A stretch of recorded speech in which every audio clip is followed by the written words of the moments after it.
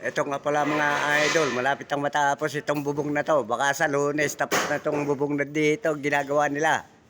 Kaya naman dito, pati dito, konti na lang ang gagawin pala. Tapos na, halos tapos na ang kesame, konti siroho na lang ang ginagawa nila. Ayan po, may kwarto pa at nilalagay po ng aircon dito. Ito po ay container van.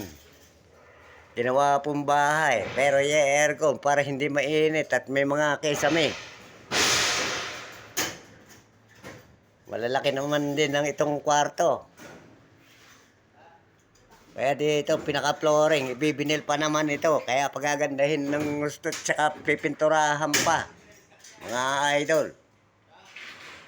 Kaya matibay, nire-rebit pa at pipinturahan pa. Lalagyan pa ito ng masilya. Para walang kabutas-butas at walang kasingo-singo sa aircon. Lalagyan pa ito ng analogs. Bukas makalawa, siguro. Kaya naman ito sa style mating, palakad-lakad pa ang mga tao. Kaya naman dito, dire-diretso. Dito, tumutulay naman sila. Walang gabay. Kahirap naman pala, baka sila'y mahulog. Ayun po, dire-diretso ang tuloy nila.